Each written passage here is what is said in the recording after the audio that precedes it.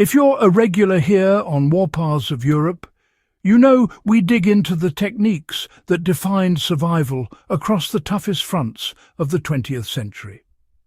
Before we dive into today's forgotten wartime innovation, make sure you're subscribed and give this video a like.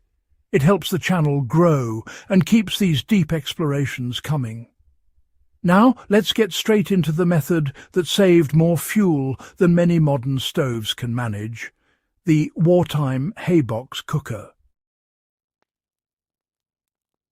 How soldiers and civilians mastered heat retention cooking.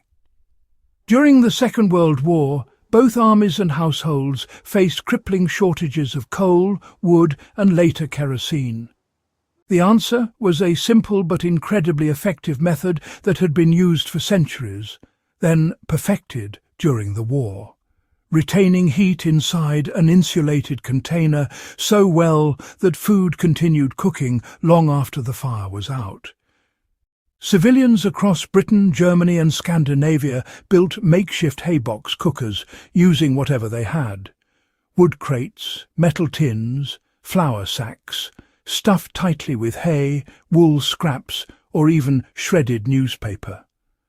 Soldiers on the move often relied on versions made from canvas bags lined with straw. The process was straightforward. Food was brought to a boil on open flame for only a few minutes. Then the entire pot was immediately placed into the insulated box and sealed. The retained heat finished the cooking over several hours without burning extra fuel. In an age where every ounce of energy mattered, this simple shift could cut fuel consumption by half or more. Families saved coal. Field kitchens stretched rations. Transport units preserved scarce firewood for truly essential tasks. The method worked because insulation was treated like a battlefield tool. In wartime manuals, the key was always the same: reduce heat loss as aggressively as possible. The tighter the pot fit, the better the results. Civilians often packed the box so densely that the lid pressed down with resistance. Even armies recognized how effective this was. German troops in remote winter posts insulated their cooking pits with moss and dry grass, turning snowbound dugouts into slow-cook ovens. British home front pamphlets urged families to cover hot pots with wrapped blankets before placing them into hayboxes to squeeze out every last degree of retained heat. This wasn't guesswork. Commanders measured energy savings in hard numbers. A stew needing 2 hours on open flame could be fully cooked with only 10 minutes of boiling when used with a haybox. Beans, notoriously fuel-hungry, softened overnight with almost no additional heat. You can apply this technique today with modern materials. A survivalist can recreate this method instantly.